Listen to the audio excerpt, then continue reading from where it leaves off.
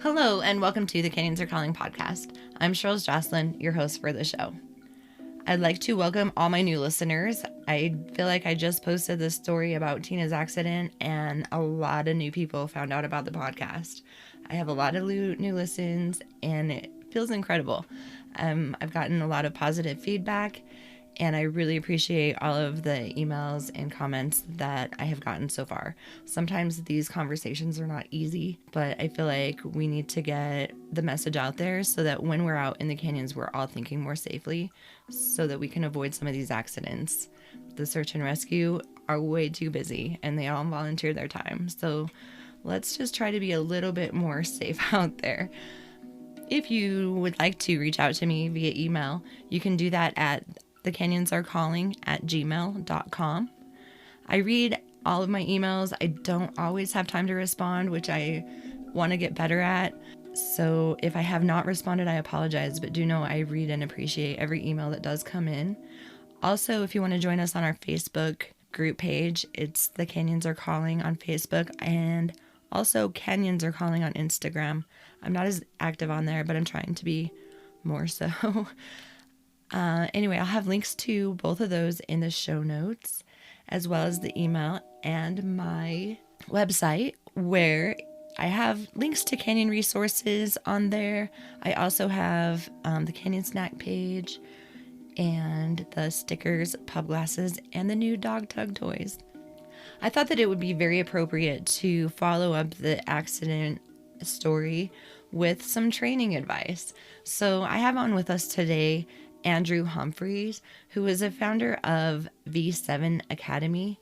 V7 Academy is an online resource where you can learn a lot about canyoning in general. They have two different course levels. You have the first course level, which is free, and he has tons and tons of information on dry and wet canyons, just the sport in general, ethics, anchor setup, so many things. And then level 2 is a paid course, and they offer just way more in-depth knowledge for people that are really getting into the sport and want to, take it to the next level. And I encourage everybody just to get more training. You can never have too much training. So this online resource, as well as in-person instruction and going out with great mentors, is, my advice. Just always going to encourage more training. So I have a link for V7 Academy on the show notes here.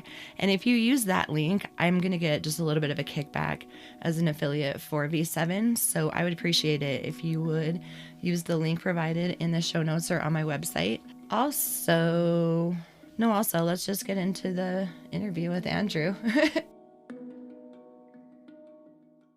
So today we are here with Andrew Humphreys, and he's going to talk a little bit about just Class C canyoning in general and about V7 Academy. Andrew, would you like to introduce yourself and tell us how you got into the outdoors? Yeah, thanks for having me, Charles.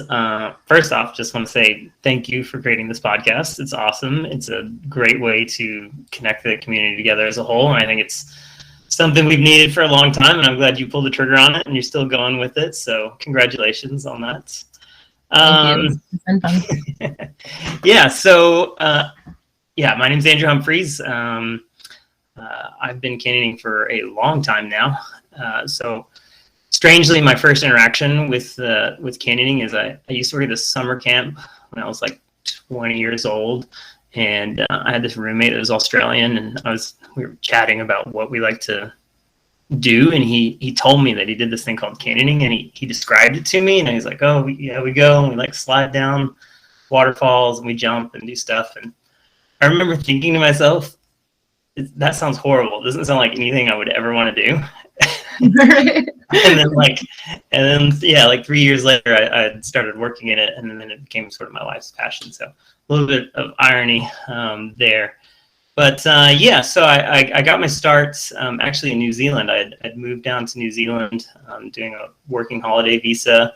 I came from a whitewater rafting background and a rock climbing background, and I was looking for a job down there, and there was a canyoning guide position that was there.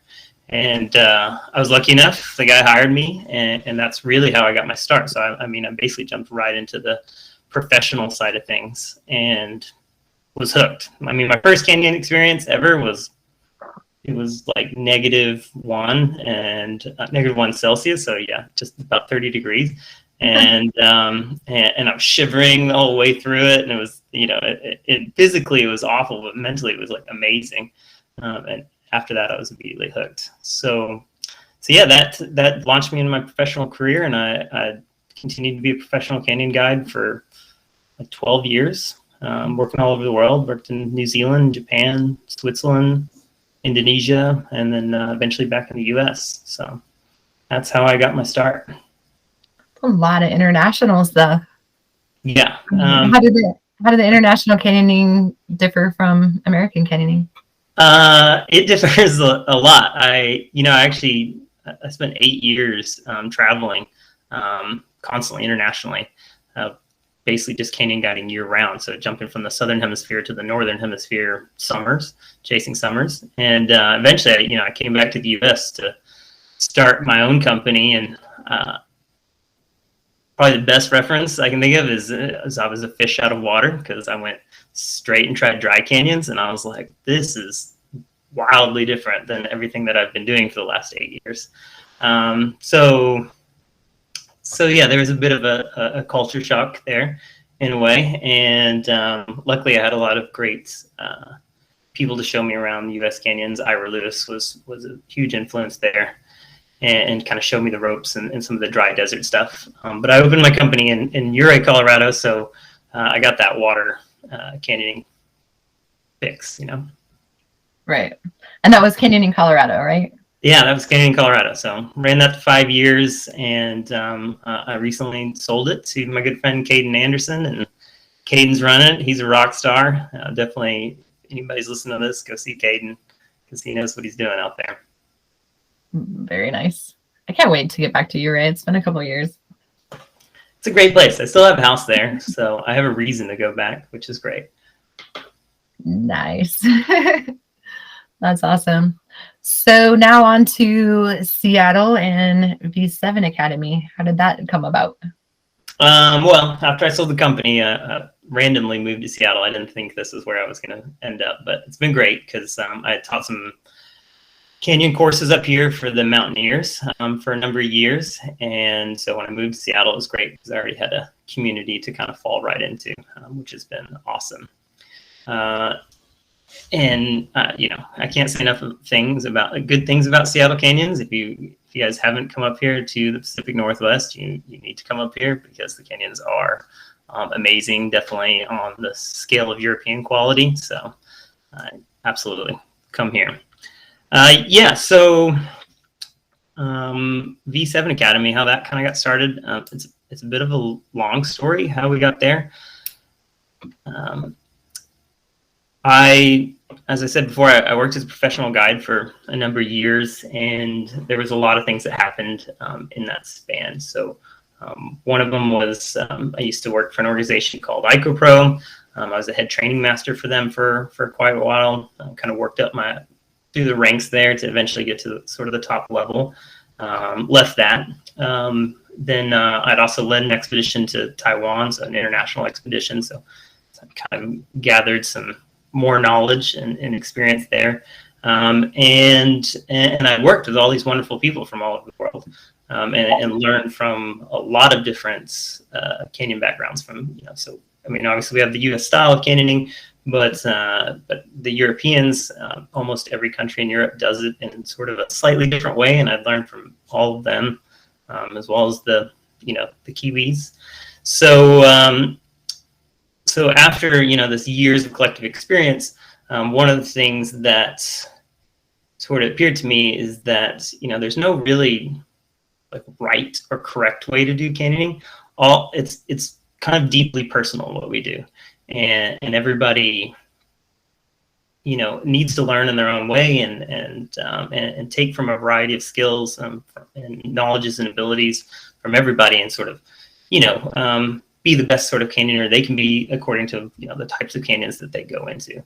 And so taking this sort of idea that canyoning is personal, and that it doesn't need to be some of this like giant certification organization thing, V7 was sort of born. So V7 Academy, our entire goal is to just make people better canyoners. So we're putting the knowledge out there for people to use. And one way to think of V7 Academy is it's basically like an online manual. It's just like going to the store and buying a book. The difference is that our resource has text, but it also has lots of videos in it. So people can watch the techniques being performed. Most of the videos are filmed in the canyon, so they can see it with context of why you might use this technique in which situation. And we wanted to create it in this online platform so that we could update it, because that's the other thing with books is they quickly outdate themselves. And even with our platform, we find that, we're like, oh man, we need to get in there and change that, because that's changed since the last 3 years.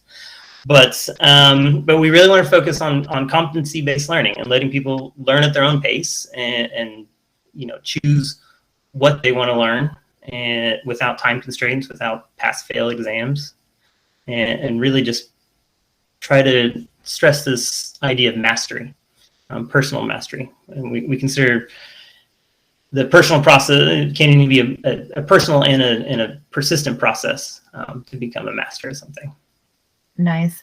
I just barely signed up for the first course. I'm excited about that. I feel like, even though I've been doing this for years, I feel like there's always a lot that you can learn. So oh, that's great. You should never stop learning.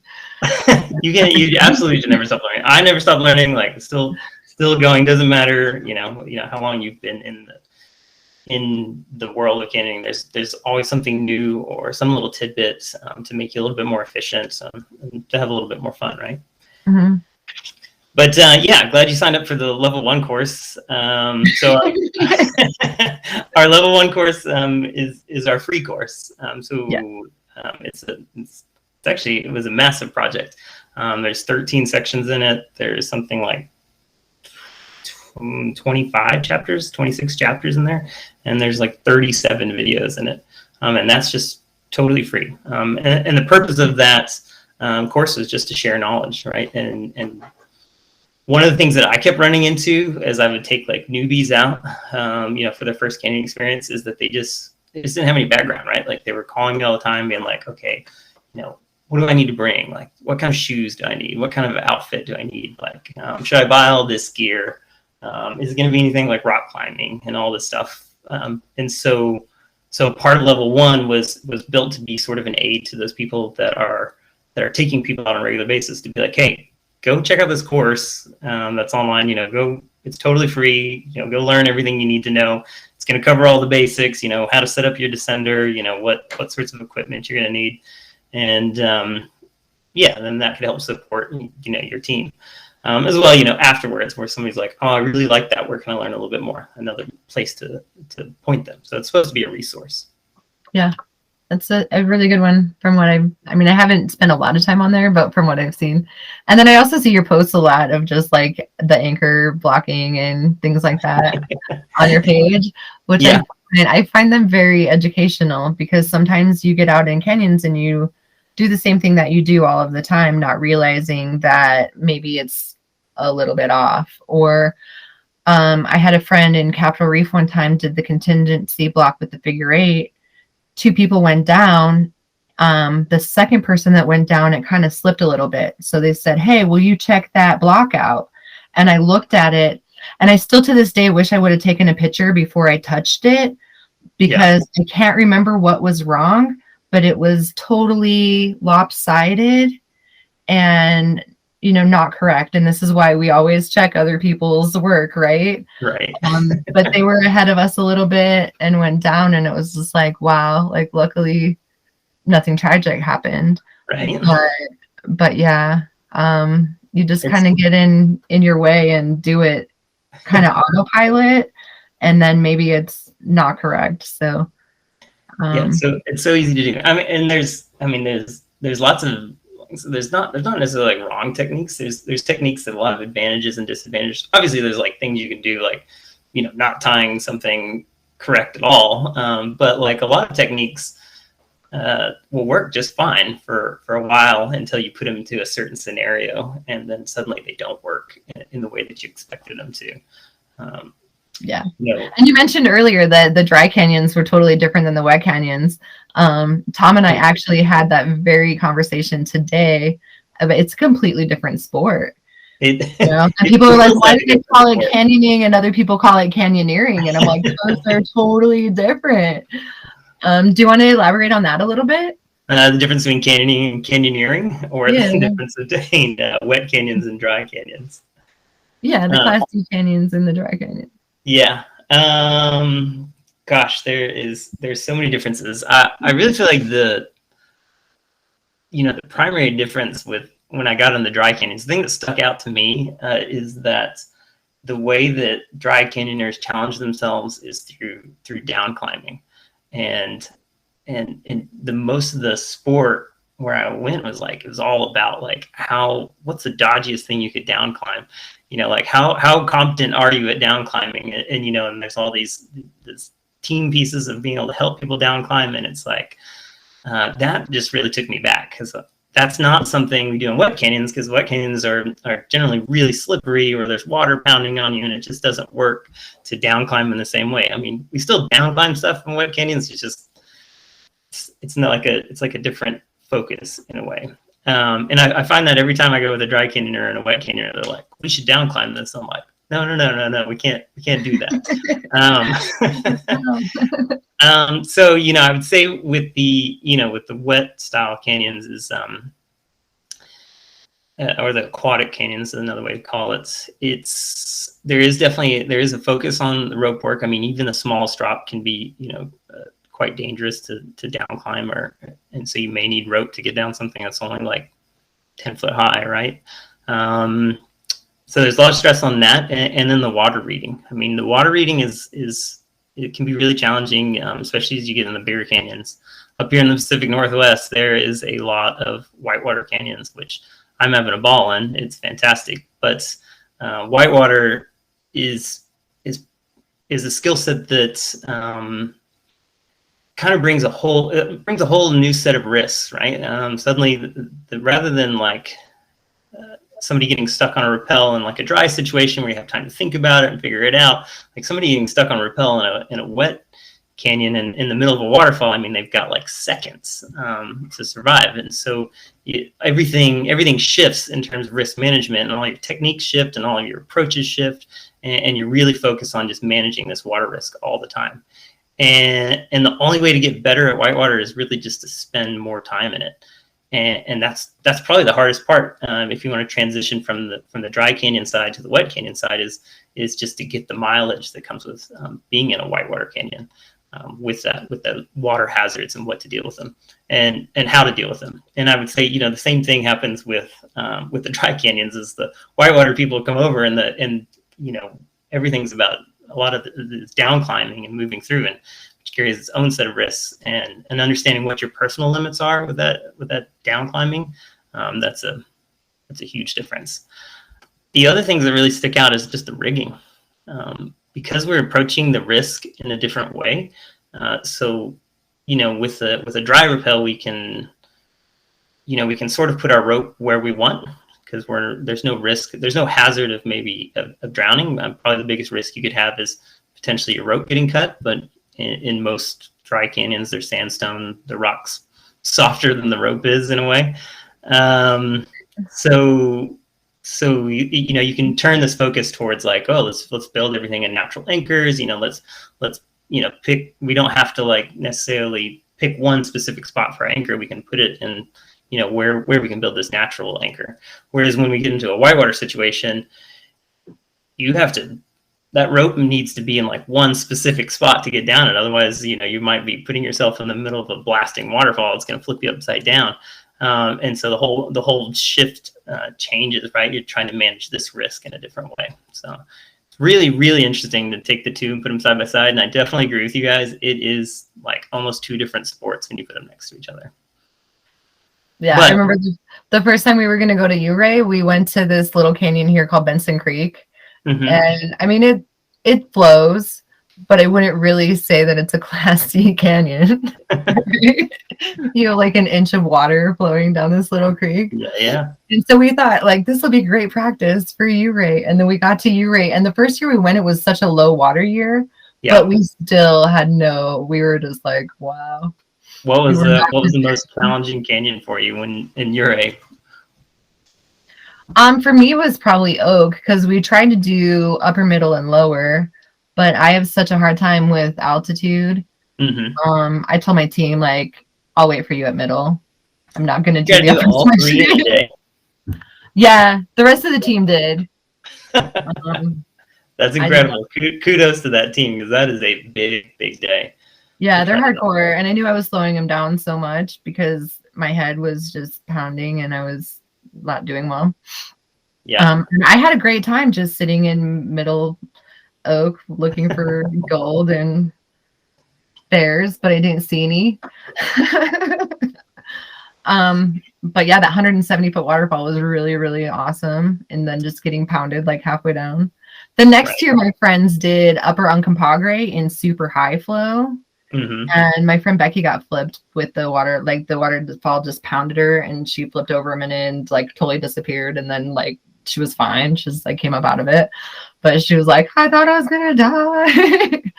And then I wanted to do that one. I went with Tom and he looked at the flow and he was like, we're gonna go do Lower Oak. Like, yeah. Upper Unk's got some water flowing through it. It's a good one. It's a good, good one. It looked like a really fun one. Bear was probably my favorite. You definitely never forget the first time that you flip upside down on a waterfall and how helpless that is. It's like, oh my gosh, like what just happened? Yeah, probably happens to you quite often. You're a master at it. I do everything I can to not flip upside down. I don't want to flip upside down on a waterfall. It's horrible. It's super scary. Right. So what types of things do you suggest to avoid that, aside from just like not rappelling right in the water directly? I always start with, when we approach a risk, we always start with eliminate that risk completely if you can. So, I mean, if you can rappel out of the flow, in a strong flow, I mean, there's a spectrum of what flow you can rappel in, and when you can rappel in the flow, it's great. Like, it's fantastic. Absolutely, you should definitely get right into it. But then there becomes a threshold where it becomes quite dangerous and it can flip you upside down, and at that point you want to try to eliminate, if you can, just get out of the line. But if you can't do that, probably the most common mistake I see is people wearing heavy backpacks and trying to rappel through the flow. So I mean, if you put on a lot of Americans carry these really, really big backpacks. That's the first thing I'm going to say is everybody likes to carry like a whole bunch of kit. And this is because you need a lot of snacks.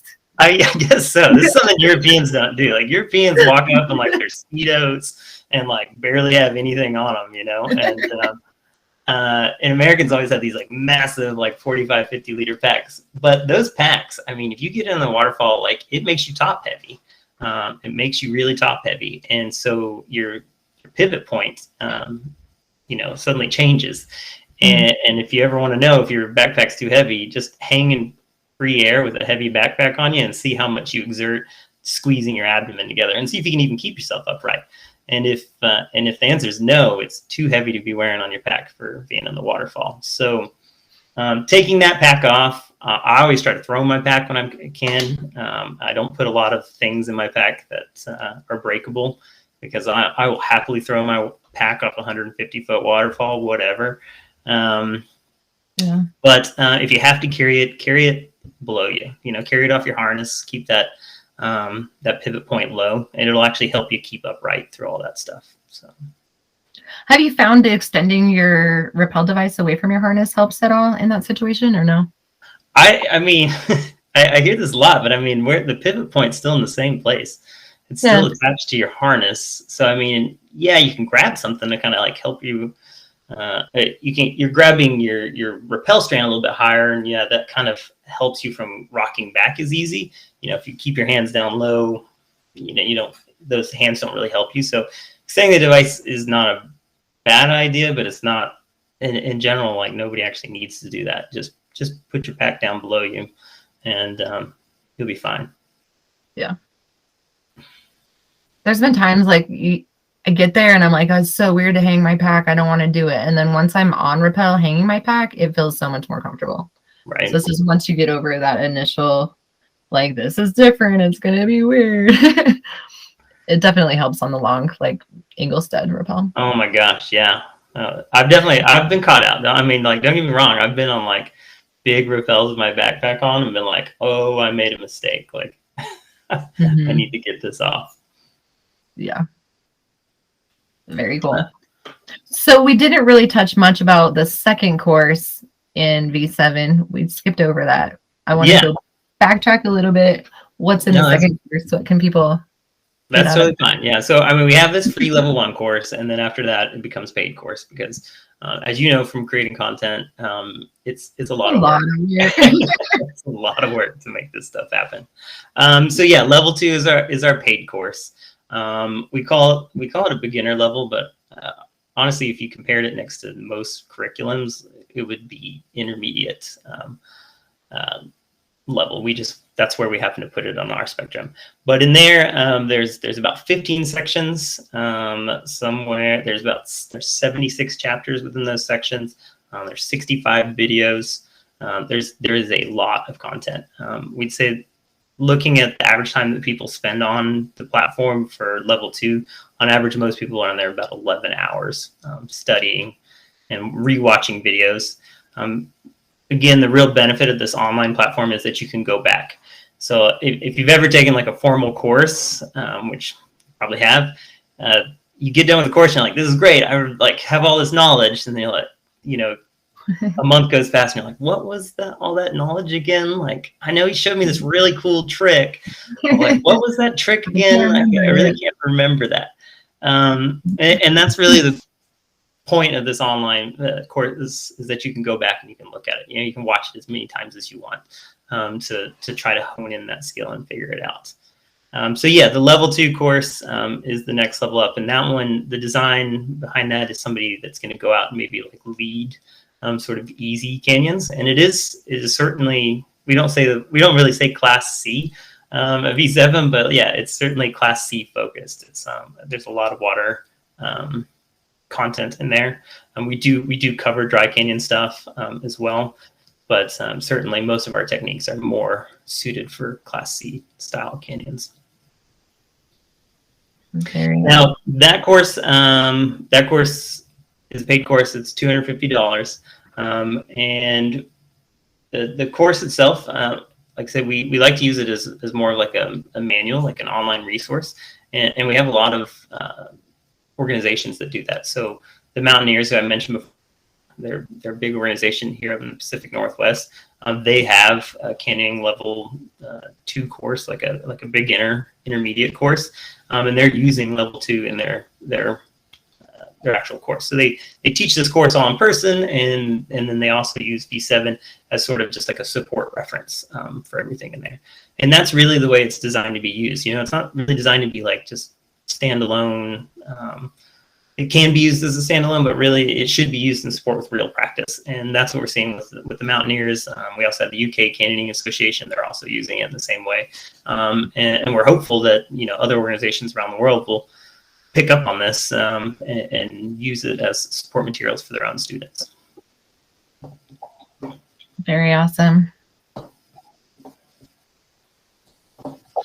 Do you have anything else planned in the future, a third course for more intermediate stuff? We definitely have a third course planned. There's 5 of us that work together to do this. We're all over the world. So we've got Ben and George there in the UK. We have Panos, who's in Switzerland. We have Gus that's down in Brazil. So we're spread apart quite a bit. And really the crux for the level 3 course is getting us all together in the same place so that we can film again. But we've already written sort of our curriculum and what we want to cover for level 3. But yeah, we all got to get together, film this. We can usually actually film it all in about 2 weeks, but then it takes us like 6 months to a year to edit everything to get it up, because it's just so much content to cover. I can imagine. That's exciting. Very cool. So how did all the five of you meet and come together? So really, most of us all at one time worked together in some way or another. The majority of us actually met working in New Zealand. I mean, we worked for quite a big company in New Zealand, and I think there was a time where we were all there together at the same time. But that's really how we connected really early on in our professional career. And then we all grew in a sort of similar path with following different training courses and doing a lot of exploration. But we've always stayed very close throughout those years. And we all have sort of shared the same vision of trying to make training available to everyone.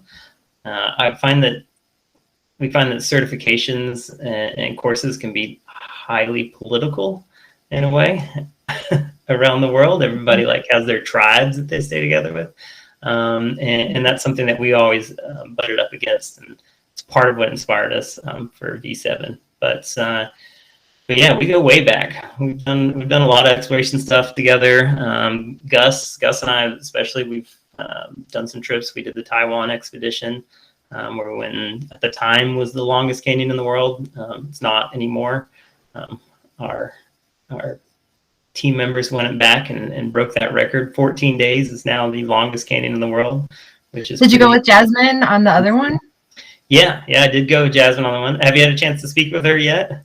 I did. I'm waiting to get some information back from her, but I might just post it without a little intro about her.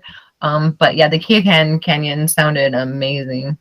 Yeah, Jasmine's a badass. She really is. So Jasmine, she was really our main liaison there at Taiwan, and she helped to organize all those logistics. That's what she is amazing at. She knows her logistics in Taiwan. So if you're trying to open big canyons there, that is the person you want to get in touch with, because she can make it happen. How long of an expedition did you guys go on?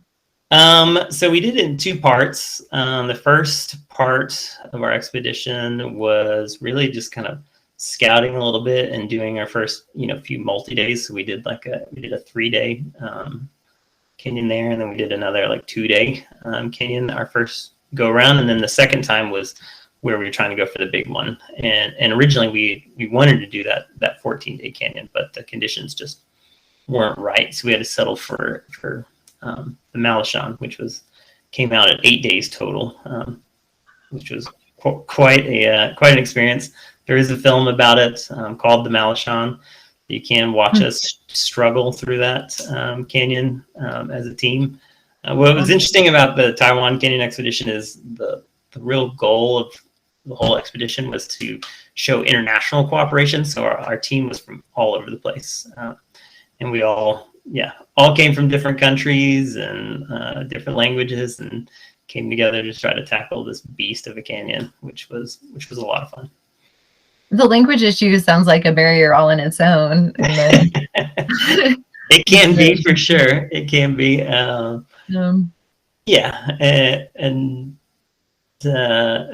managed to get through it. That's really cool. How many languages do you speak? Me? Oh, none. I'm American. I only speak English. I usually learn only enough phrases to get by. So when I was working in Japan, I could really just tell people where to go in the canyon. Go over there, sit down here, put the rope in there. And then same thing when I was working in Switzerland. A lot of times I try to speak French because that was the best I could do. But almost everybody in Europe can speak English, so it was all right in that way. That's nice. I'd try to learn Spanish or German, but I'm a lazy American. I know. Well, the problem is you start speaking to somebody, and if they speak English, they're like, let's just speak English. It's so much easier. Exactly. But. For sure. Well, cool. Anything else you want to cover about V7? I do have one more question. No, yeah, go ahead. What does V7 mean? Oh, that's a great question. So there's V7. What does V7 actually mean? There is two predominant grading systems in the world. One is called, for lack of a better term, we often call it the French grading system, but really it was a European grading system that the Spanish were involved as well with creating this grading system. But and then the second system that's most popular is the American system, the ACA system. And it's only second popular because there's just so many Americans that are doing canyons. And that's where the Class C designation comes from, is from that ACA system. V7 comes from that European grading system. So in the European grading system, a canyon is rated on 3 parts. The first part is its vertical characteristic. The second part is its aquatic characteristic. And the last part is its commitment or exposure. So there's some parallels there if you think about the American system as well. But the vertical and the aquatic gradings, they go from 1 to 7, 1 being the easiest and 7 being the highest, the hardest. So V7 is considered like the hardest vertical characteristic a canyon could have. And you could do the same thing with A1 to A7. Okay. Yeah, so that's where the name comes from. That's what it ties into and sort of shows our European roots in terms of how our techniques are designed. That's nice. That's cool. Sweet. So what are your favorite places to go canyoning? My favorite places to go canyoning. That's a good question. I've done some cool canyons out there. I'm most attracted to exploration. I like to go find canyons and open them up. And that's why I like hanging out with Tiffany and Jake and Ryan and all them, especially up here, Pacific Northwest. So some of my favorite places, New Zealand. I happened to hit New Zealand pretty much at its heyday when everybody was opening canyons. Opened quite a few canyons there. New Zealand's great because there's nothing that can hurt you. There's no poisonous animals or dangerous animals. You really just like trek off into the woods and have a good time. That's what I hear the difference between Australia and New Zealand is. Yeah, exactly. Like, how are they so close to each other? How did this happen? Yeah, no, New Zealand definitely got the good deal there, right? Nice. And New Zealand canyons are beautiful. They are like they are really steep. They're really narrow most of the time. They've got like deep pools so you can jump and slide down stuff. A lot of the pool and the water quality is amazing. You can just drink straight from the stream. Like, I didn't carry a water bottle for basically the entire time that I canyoned in New Zealand because you could just drink out of the creek as you went down. Yeah, it's amazing. But like, yeah, the pools are like a deep blue, the rocks like this kind of dark gray, and then a lot of New Zealand rainforest. So you got this like, green canopy of rainforest hanging over you. So really just incredible canyons overall. The second place, Taiwan. Taiwan is amazing. It's just a super untapped resource. I mean, obviously those people over there are opening up lots of canyons, but they've got it goes from sea level to like 10,000 feet. That's how their mountains go. I mean, it's just like massive mountains, and they have all sorts of different types of rock. We did a canyon there that was all marble. Yeah, and it was white marble. Downstream, they had a quarry where they like pulled out big blocks to make statues. But incredible going down. Like, the marble is insane. So Taiwan is definitely a favorite. And of course, now I'm living in the Pacific Northwest. I really like going up to Canada. I'm not gonna lie, Western Canada has got like some epic canyons. They've got some really good stuff going on up there, and lots of potential for more exploration. That sounds exciting. Mm-hmm. Yeah, if you haven't been to Squamish, you should go to Squamish. Go hit the two classics there, but there's a whole bunch of other ones that are well worth the visit. Yeah, we have to get up there in July. I have to put it on the calendar now. Absolutely. Sounds incredible. Well, canyoneering makes me really, really hungry. Yeah. I'm sure it does everyone else. It has to, right? What is your favorite in-canyon snack? Favorite in-canyon snack? Gosh, I feel like I might be boring in this regard. For in-canyon snack, I find that I'm so busy in a canyon that I forget to eat a lot. And that's where it's been great to canyon with Tiffany, because Tiffany likes to feed you as you go down the canyon. So it's been been good for me to move up here to the Pacific Northwest. Yeah, her cakes and cookies look amazing. Our cakes and cookies are as good as they look. If you don't follow her Instagram, her special dedicated one to her baking, you should, because Oh wow. she's very, very talented. But yeah, going down the canyon, I'm a little bit pragmatic in a way, and like it's like give me something fast that I can just shove in my mouth and go. It makes me think I did illusions in April with Ira Lewis, and man, it was cold. It was really, really cold, and like dangerously cold. And we got into the deep, dark, slotted section, and it was immediately apparent that we did not have enough clothing on. Like we weren't going to be able to. We couldn't stay there long, and so we were going like as fast as we can. And there was this moment in the canyon where I was rigging, and my wife was next to me, and she was just like shoveling food into my mouth. Like, I know you need some energy. Yeah, because everybody was shaking, but we couldn't stop. And it was like, we need to eat, and it's like late in the day, and she's just like shoveling food in my mouth. And thank God it actually turned out to be the last drop. But we were about to have an epic in there. That's for sure. That sounds miserable. That sounds miserable for sure. I need to do illusions. Yeah, done that one. That's a good one. Yeah. No, I mean Sedona's like 4 hours away or something. I don't know. Oh gosh, ridiculous. It's just ridiculous. Yeah. Anyway, how about after canyon? What's your favorite after canyon beverage? After canyon, I'm definitely gonna go for a beer, straight away. I mean, 100%. Got to go either burger, pizza, and a beer right away. I mean, that's the celebration. Yes. That is the celebration. When in Taiwan, they have an expression there that's they say that the canyon's not over until you are sitting in your first 7-Eleven. So you have to. Right. It's the adventure isn't done until you're inside the 7-Eleven. So, right. Which is a good philosophy to live by. Yeah, that first after canyon beer is like the one. I'm very interested in your beer glass. I'm going to buy one of those really soon. Cool. Yeah. What essential piece of gear do you always carry with you? The thing that I probably love most on my harness is my basic. I love my Petzl basic.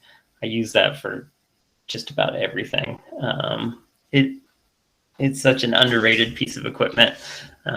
You should always have that on the end of your lanyard, just ready to go. I use it for adjusting to get out to the edge. Obviously you could use it for ascending. Use it just to hold on to things.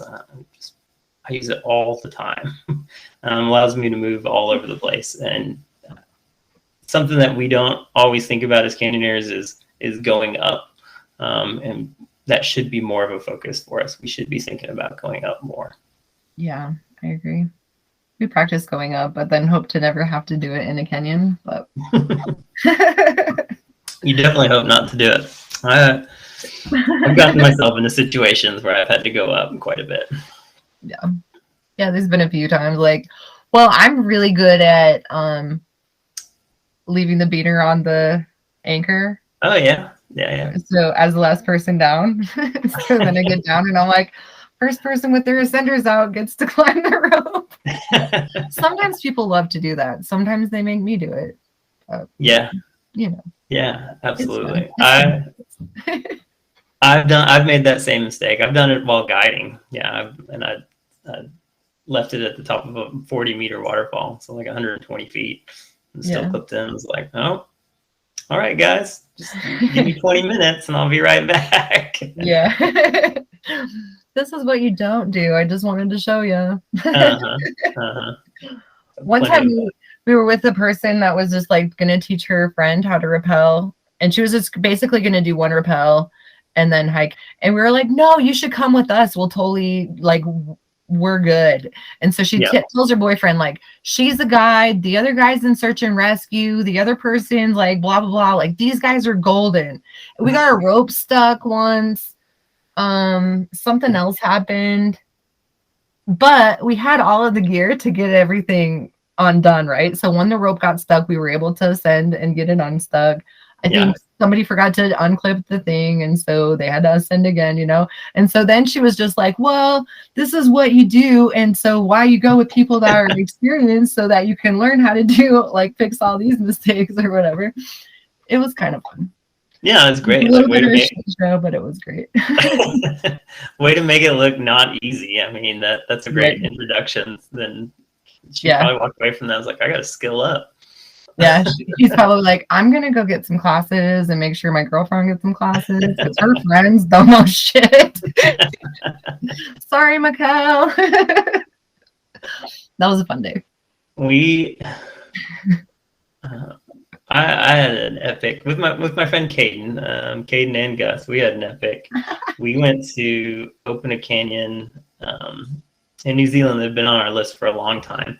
That has a 280 meter waterfall in it. So that's what, 800 something feet. Massive waterfall.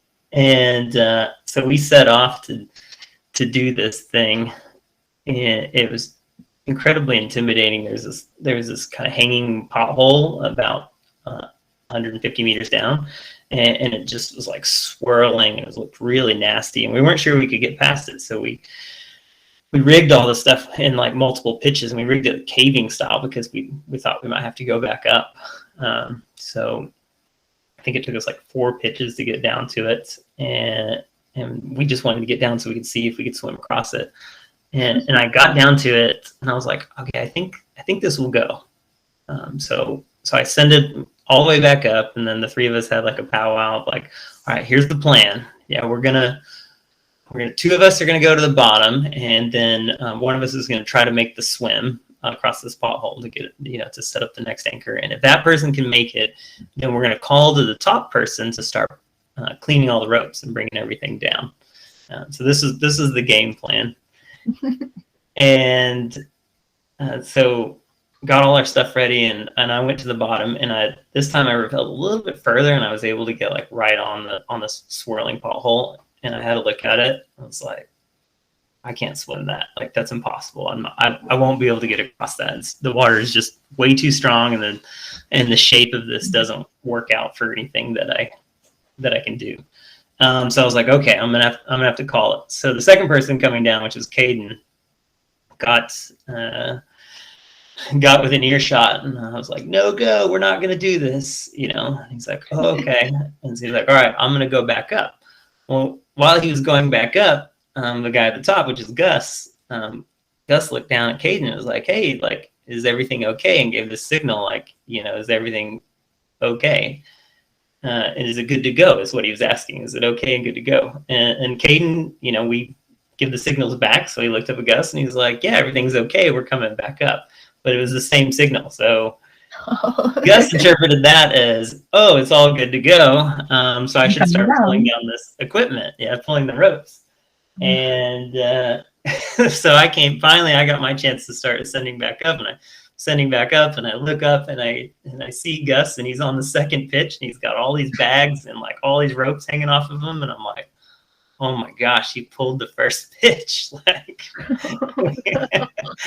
we're so screwed. And we all 3 had this moment of like, that's it, we're stuck. We're like 150 meters up on a 280 meter waterfall, and we can't get down. So we thought we were going to be stranded on this wall. Yeah, it was definitely an epic. We did manage to, we quickly regrouped and decided that we're going to figure out how to get back up that first pitch. And essentially we had enough equipment to rig our way back up that pitch. So we had to like lead climb out of that first pitch that he pulled the rope on to get back to the top. And got everybody out. Yeah, there was a moment there where we were going to be stuck way out in the New Zealand backcountry with nothing. Well, we all call it the greatest non-descent that we've ever done. It was a hard day for sure. That sounds nuts. Luckily, you had like a strong climber or whatever, were able to climb back up. That sounds intense. It wasn't our finest moment, that's for sure. It definitely wasn't. So glad everything came out okay. Yeah. Wow. where would you go in the world and why, if you could go anywhere? If I could go anywhere in the world, well, I don't want to tell people where I'm looking at going to open canyons. You have to tell us that. I can't give all those secrets. Okay. If I was going to go to an established area in the world, the first place I would go would be Reunion Island, 100%. Reunion Island is the mecca of giant aquatic canyons, and it looks epic, and that's the first place that I would go. Huh. I'll have to look into that more. Yeah. Oh man, it's amazing. There's a multi-pitch rappel in there that you end up like hanging out away from the wall, and you have to get a grappling hook and throw it to the vegetation on the wall to pull yourself into the anchor. Yeah. Holy shit. Yeah, right? Like holy shit is the right answer. And then you start thinking about that, and you're like who was the first person to do that? Like who went down and was like, I'm just out here in the middle of, the air. Right. You're hanging way up. And it's a great idea for everyone else to do it too. Yeah. I should probably just throw this thing over to the wall and pull myself in. I'm sure they didn't have a grappling hook, because who has a grappling hook in their pack? So like, what did they throw over to the wall to wrap around the vegetation to pull themselves in? Wow. I know, right? That sounds intense. And then if I were to try to go someplace else, I would look at northern Italy, because there is a lot of really hard canyons in northern Italy, and a lot of hard established canyons, and I would love to just go tick through some of those really hard established ones. Danielle Monroy, I just talked to her. She said there's some amazing canyons in Italy. They have incredible canyons. Italy has got we always hear about these French canyons and Swiss canyons or whatever, but really, like, Italy's got some of the best and the hardest. Yeah, I'll have to go there too. So many places to go. I mean, if it's any testament to how good the Italians are, they really, the Chamgicola, which is one of the other hardest canyons in the world, they went and actually did the full thing. So like two other teams had been in before, and both of those teams had sort of bailed out through the kind of crux section, and the Italian team went back and got down it. So blasted it. Yeah, mad respect for the Italian team for being able to make that happen. That's awesome. They have like all the good things. They do. And you can go have pizza and beer afterwards, Right. All the great things. All right. Well, before we say goodbye, is there any safety advice you would like to give our listeners? Ooh, any safety advice? I wasn't ready for this question. What I would say to everybody is get out there and get some training and find a mentor, somebody that can help you out and really show you through everything, and learn from as many people as you possibly can, because it can only grow your skills and skill set. And, get out there, read books, go to V7 Academy, learn from friends, do whatever you can do. Just keep skilling up, because you can only get better. Yeah, I agree. All right. Well, if there's nothing else you'd like to add, I think the canyons are calling. We should probably go. All right. Thanks so much for having me, Charles. Okay, that concludes my interview with Andrew. I hope you all enjoyed it and are ready to go online and check out V7 Academy and get some more training. Like I said, I have a link in the show notes that will get you access to the V7 Academy. And if you do sign for the course through that, I will get just a little bit of a kickback as a thank you from them and you for my time doing this work. Also, if this podcast has brought in you joy or information, or you just appreciate the time that I put into this, please join me on Patreon. I have several different levels there. You can pay monthly or one-time donation, whatever you feel like my time has been worth to you. Seriously, this is all me. I do all the editing. I do all the website work so far. I do all of the research, and it does take a little bit of my personal time. Well, it does take a lot of my personal time. So if you appreciate it any level of donation would be appreciated. Also, if you would just like a souvenir of the show, the stickers and pub glasses would also help me out. So anyway, you can visit the website at thecanyonsarecalling.com. Join us on Facebook, on Instagram, or email me at thecanyonsarecalling@gmail.com. Anyway, let's all get more training so we can be safe this summer and listen to those canyons. They're calling. I gotta go.